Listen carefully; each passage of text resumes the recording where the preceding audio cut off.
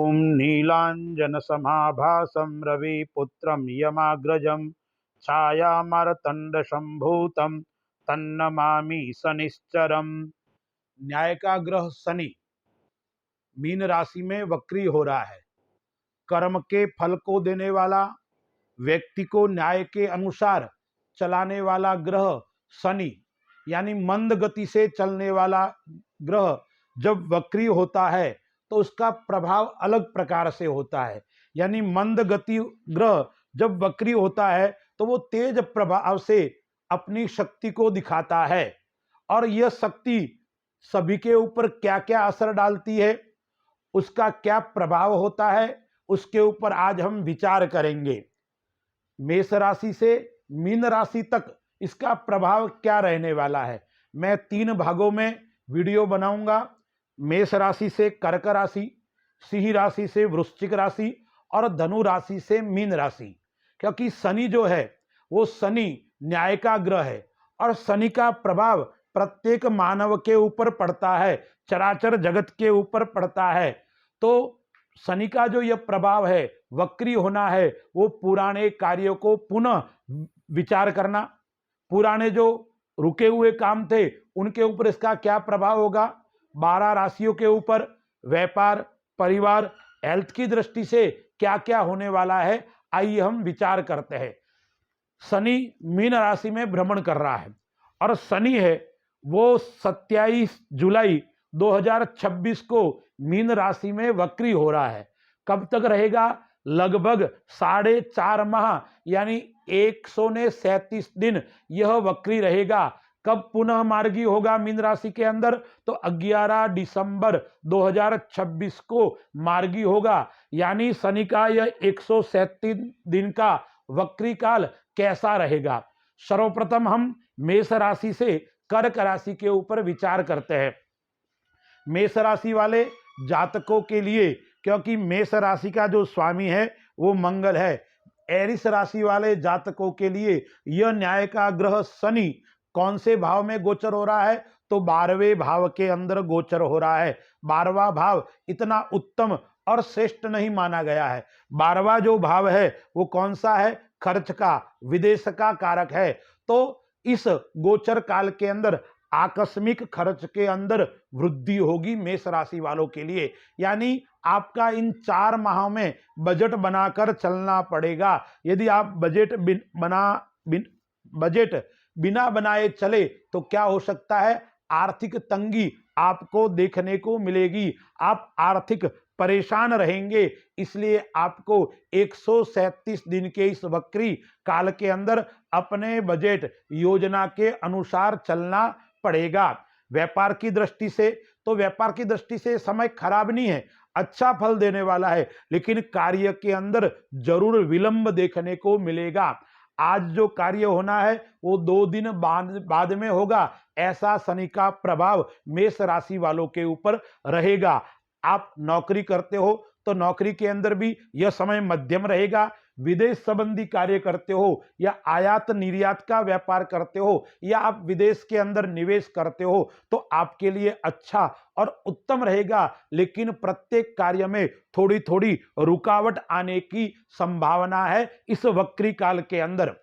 अब आप पारिवारिक विवाद के अंदर फंस सकते हैं। कोई वाद विवाद चल रहा है, कोई कोर्ट का काम चल रहा है, उसके अंदर आप फंस सकते हैं। इसलिए इस 4.5 माह के अंदर आपको वाद विवाद से बचना चाहिए, कोर्ट कचहरी से आपको दूर रहना चाहिए। वाणी के ऊपर संयम बरतने की आवश्यकता है, अन्यथा बना हुआ काम बिगड़ सकता है। शनि जहां बैठता है वहां वृद्धि करता है, लेकिन तीसरे भाव यानी द्वितीय स्थान के ऊपर शनि की दृष्टि है, छठे स्थान के ऊपर दृष्टि है और भाग्य भाव पर शनि की दृष्टि है। तो ये 3 दृष्टि क्या क्या करवाएगी? तो सर्वप्रथम आपको वाणी के ऊपर संयम बरतने की आवश्यकता है, अन्यथा बिना फालतू के वाद विवाद के अंदर आप फंस सकते हैं। विद्यार्थियों के लिए यह गोचर काल, वक्री काल अच्छा और शुभ रहने वाला है। निवेश की दृष्टि से, आर्थिक दृष्टि से यह मध्यम रहने वाला है। आप कहीं भी निवेश करते हो तो सोच समझकर आपको करना पड़ेगा। ध्यान रखना, पड़ेगा। स्वास्थ्य की दृष्टि से आपको निंद्रा की परेशानी हो सकती है।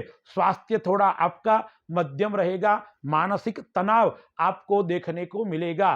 पिता का स्वास्थ्य भी थोड़ा मध्यम रहेगा, इसलिए पिता पक्ष से आपको चिंता रहेगी। पैतृक कार्य से भी आपको चिंता रहेगी। इसको स्वास्थ्य के लिए आपको निरंतर ध्यान, प्राणायाम, योग, उसके ऊपर विशेष ध्यान केंद्रित करना पड़ेगा। उपाय मेष राशि वालों को क्या करना है, तो आपको छाया दान देना है, यानी कोई कांसी के कटोरी में घी या तेल लेकर अपने परछाई देखकर किसी को दान करना है, छाया दान देना है। पिप्पल का पूजन करना है। शनिवार के दिन पिप्पल की 7 परिक्रमा करनी है और मंगलवार के दिन हनुमान जी के मंदिर में जाकर 3 बार हनुमान चालीसा का पाठ करना है। अब वृषभ राशि, वृषभ राशि का स्वामी है वो शुक्र है। वृषभ राशि का स्वामी शुक्र और शनि दोनों मित्र है। हम शनि वक्री के ऊपर प्रभाव देख रहे हैं, तो वृषभ राशि वालों के लिए आय भाव यानी एकादश भाव के अंदर शनि वक्री हो रहा है, तो क्या लाभ देगा, तो देखिए आय की गति है वो धीमी रहेगी, यानी आय के ऊपर प्रभाव रहेगा। धन आने की गति धीरे, स्पीड कम हो जाएगी। आपका धन निरंतर आ रहा है, तो इस 137 दिन का जो समय है उसके अंदर आपकी आय की गति धीमी हो जाएगी। आप व्यवसाय करते हो, व्यापार करते हो, उसके अंदर भी कार्य के अंदर थोड़ी रुकावट आएगी, थोड़ी परेशानी का आपको सामना करना पड़ सकता है। कार्य क्षेत्र के अंदर नए व्यापार का योग बन रहा है, नए प्रोजेक्ट आपके सामने आएंगे, उसके अंदर लाभ होगा, लेकिन कार्य की गति धीरे होगी, इसलिए आपको निरंतर परिश्रम करना पड़ेगा, मेहनत करनी पड़ेगी। आप जितना परिश्रम करोगे, जितनी मेहनत करोगे, इतनी आपके लिए अच्छा और श्रेष्ठ रहेगा। सामाजिक जीवन के अंदर थोड़ा परिवर्तन देखने को मिलेगा। जो आप सामाजिक क्षेत्र से जुड़े हुए हैं, आप व्यापार के क्षेत्र से जुड़े हुए हैं, तो आपको जरूर जरूर परिवर्तन का सामना करना पड़ेगा। और आपके जो मित्र आदि है उनके साथ में थोड़ा मनमुटाव बढ़ सकता है। आपको मित्र की और व्यक्ति की पहचान इस गोचर काल के अंदर हो जाएगी, इस वक्री काल के अंदर हो जाएगी। सच्चा कौन है, झूठा कौन है, उसका आपको परिचय हो जाएगा इस वक्री काल के अंदर। अब वृषभ राशि वाले जो जातक है उनको एक बात और ध्यान रखना है, लेन देन से आपको बचना है, यानी व्यवसाय के अंदर थोड़ा व्यवधान भी आ सकता है और लेन देन से आपको बचना है। भाई बहनों के साथ में भी, आपको परिवार के साथ में भी कोई व्यवहार करते हो, लेन देन करते हो तो बचना है, अन्यथा परिवार के अंदर कलह उत्पन्न हो सकता है, गलत फहमी के आप शिकार हो सकते हैं। आप आर्थिक दृष्टि से निवेश करते हो तो आपको एक बात का और ध्यान रखना है, निवेश करने से पहले आपको अच्छे व्यक्ति से सलाह लेनी है, सलाह लेकर काम करना है। शीघ्रता इस काम के अंदर आपको नहीं दिखाना है। उधार किसी को धन नहीं देना है और उधार किसी से धन इस गोचर काल के अंदर नहीं लेना है। अक्टूबर माह तक शिक्षा की दृष्टि से विद्यार्थियों के लिए अच्छा रहेगा, लेखन संगीत से जुड़े हुए व्यक्ति के लिए अच्छा रहेगा और संतान पक्ष भी आपके लिए लाभदायक रहेगा। संतान से आपको लाभ होने वाला है। आप सरकारी कार्य के अंदर नौकरी करते हो तो नौकरी के अंदर परेशानी का सामना जरूर करना पड़ेगा, लेकिन प्रमोशन भी होने वाला है और परिवार योग मध्यम है। जीवन साथी के साथ में अच्छा वार्तालाप होगा और जीवन साथी से आपको लाभ की प्राप्ति होगी। तो आपको उपाय क्या करना है, वृषभ राशि वाले जातकों को गरीबों की सेवा करना है, दान देना है और गौ माता की सेवा करनी है। फिर मिथुन राशि, मिथुन राशि वाले जातकों के लिए 10वें भाव के अंदर न्याय का ग्रह शनि वक्री हो रहा है, तो कार्य क्षेत्र के ऊपर जरूर प्रभाव रहेगा, क्योंकि 10वां घर है वो कौन सा है, व्यापार का स्थान है, तो आपके ऊपर कार्य का दबाव रहेगा। आप नौकरी आदि करते हो तो भी आपके ऊपर दबाव रहेगा। आपके साथ में जो लोग काम करते हैं, आपसे जो बड़े अधिकारी है, उच्च अधिकारी है, उनके साथ में थोड़ा कलह हो सकता है, मतभेद हो सकता है, इसलिए कार्य करते वक्त आपको धैर्यता, समझदारी दिखाने की आवश्यकता रहेगी। किसी भी शॉर्टकट में आपको विश्वास नहीं करना है। मेहनत और ईमानदारी से काम करोगे तो आपके लिए व्यापार और नौकरी के अंदर लाभ का योग है। आप धैर्यता नहीं रखोगे, उतावलापन करोगे तो आपको अपने साथियों के साथ में मतभेद हो सकता है। व्यवसाय की छवि यानी आपके कार्य का वर्चस्व, आपके कार्य की पहचान आपको बना के इस 137 दिन के अंदर रखनी पड़ेगी। पिता पक्ष से जरूर तनाव रहेगा, परिवार योग मध्यम रहेगा, परिवार के साथ में आपको समय देना पड़ेगा। यदि आप समय नहीं दोगे तो घर के अंदर कलह का वातावरण उत्पन्न हो सकता है। अपना कार्य और अपना व्यवसाय, इस दोनों के बीच में संतुलन बिठाना आपका काम है, क्योंकि इस माह के अंदर कार्य का दबाव रहेगा, कार्य के कारण आप परेशान रहेंगे और परिवार को समय नहीं देंगे तो घर के अंदर लड़ाई झगड़े हो सकते हैं। उस बात का आपको विशेष ध्यान रखना पड़ेगा। जिम्मेदारी आपको व्यापार के अंदर और परिवार के अंदर अपनी जिम्मेदारी आपको निभानी है। आप जॉब करते हो, आप व्यवसाय करते हो प्राइवेट क्षेत्र के अंदर, तो व्यवसाय को छोड़ना नहीं है, नौकरी को छोड़ना नहीं है, अन्यथा आपको नुकसान उठाना पड़ सकता है। एक स्थान पर आपको इस शनि के वक्री काल के अंदर टिक कर रहना पड़ेगा। कोई भी विचार करते हो, निर्णय करते हो तो अकेला नहीं करना है, सलाह लेकर करोगे तो आपके लिए अच्छा और श्रेष्ठ रहेगा। स्वास्थ्य की दृष्टि से, हेल्थ की दृष्टि से चिंता आपको जरूर सताएगी। कमर दर्द है, रीढ़ का हड्डी का दर्द है या छाती के अंदर दर्द है, इस प्रकार की समस्या आपको हो सकती है। मिथुन राशि वाले जातकों के लिए उपाय क्या करना है? गरीबों की सेवा करनी है, अनाथों की सेवा करनी है और शनिवार के दिन शनि मंदिर में जाकर शनि चालीसा का पाठ कीजिए और बुधवार के दिन आपको भगवान गणपति की उपासना करनी है।